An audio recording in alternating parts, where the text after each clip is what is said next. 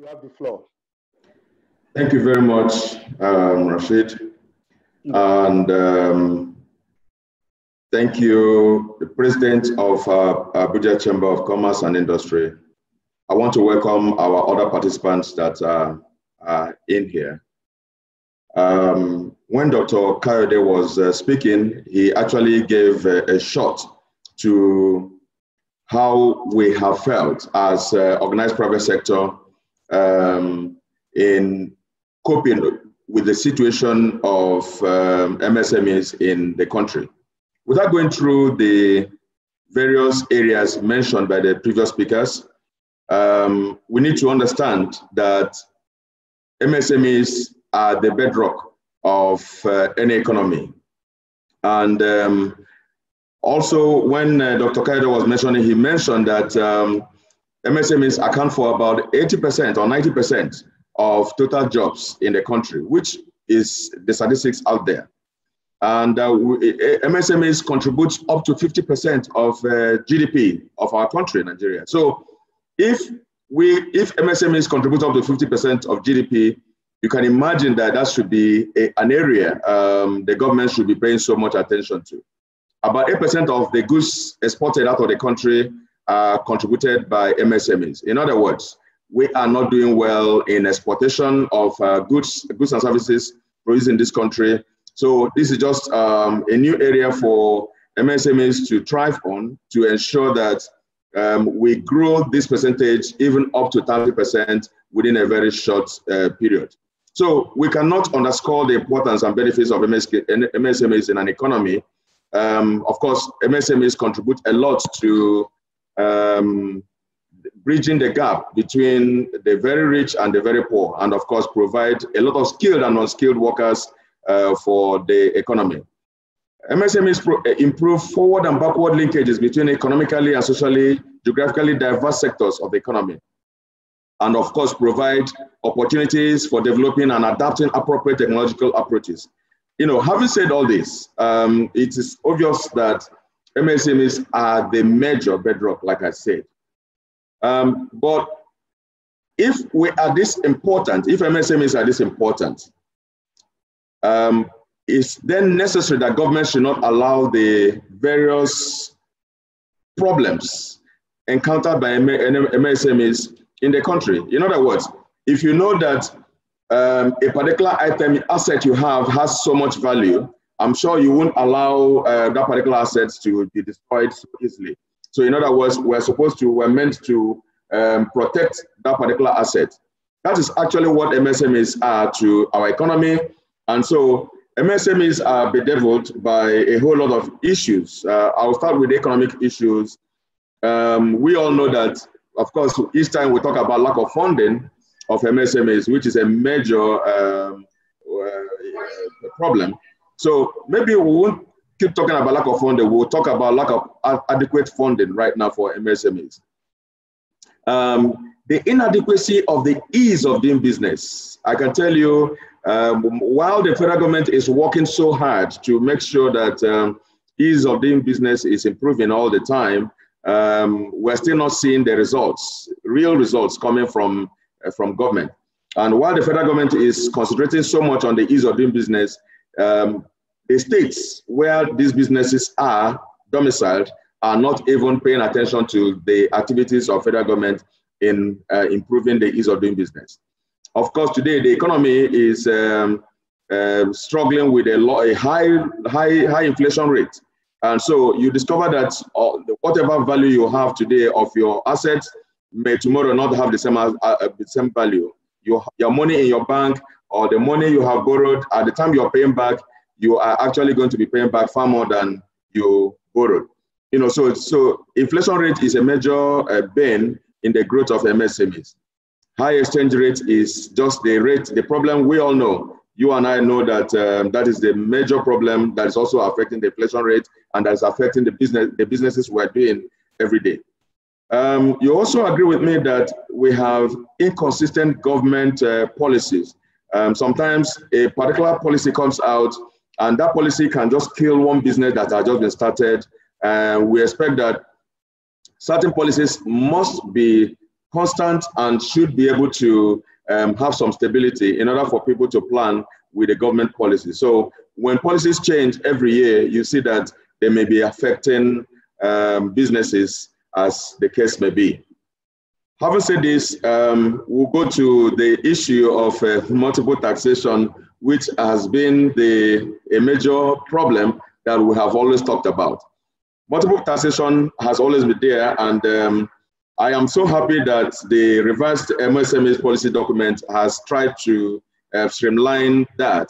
And also, it is important that implementation becomes a very important link between this document and the reaction. So we need to have government actually have legislations to be able to support this particular thing, and then to get all the stakeholders to make sure that multiple taxation will just be eliminated.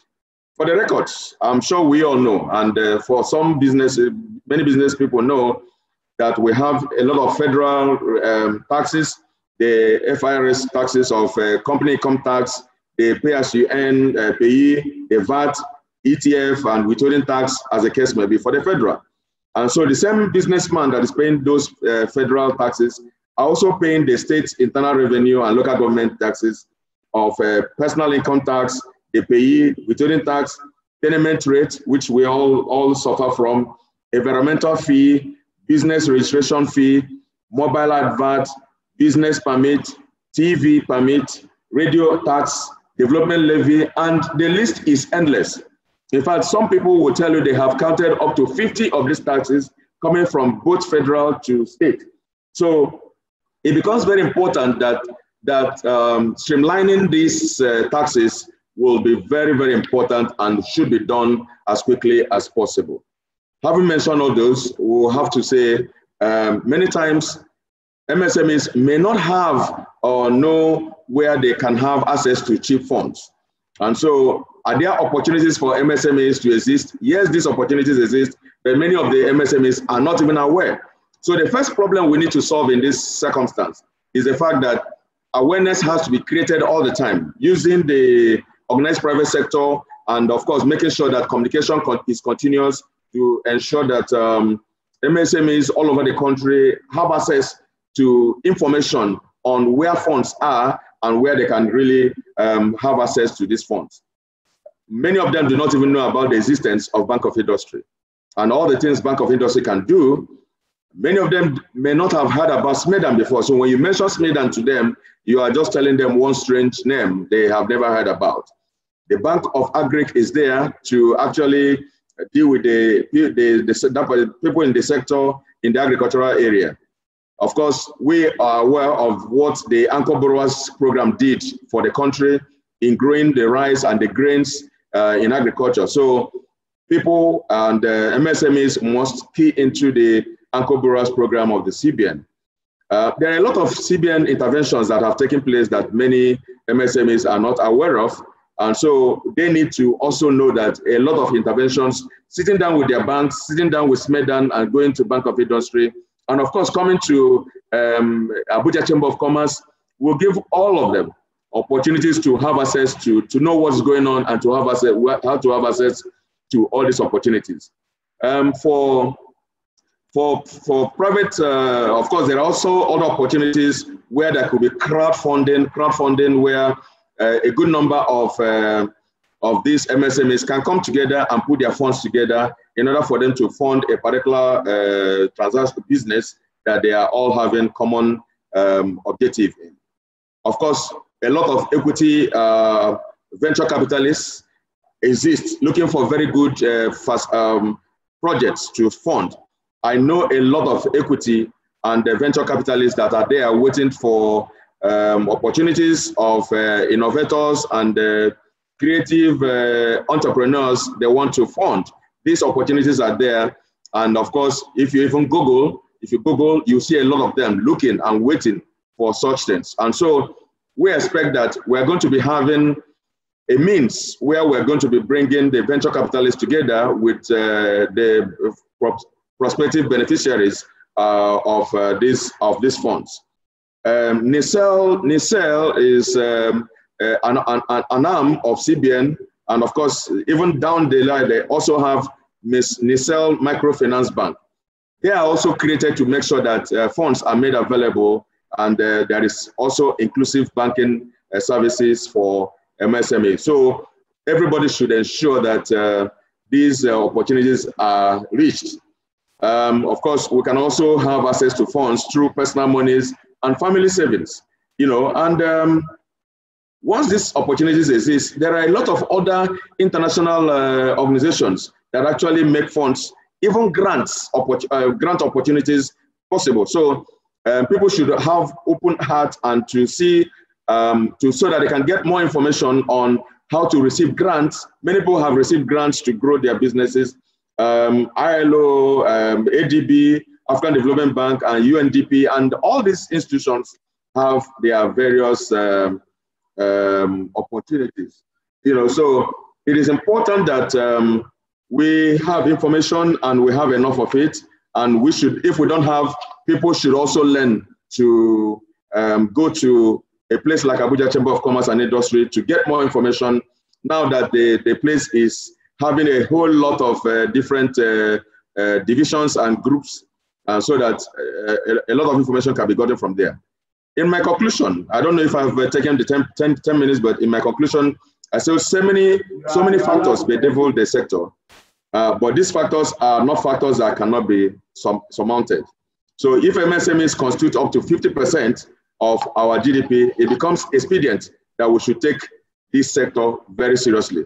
So government should actually do everything to ensure that every priority we do in policy making should concentrate on MSMEs in order for us to grow our economy and in order for more jobs to be created. Thank you very much, and it is my pleasure to be part of this program. Thank you very much.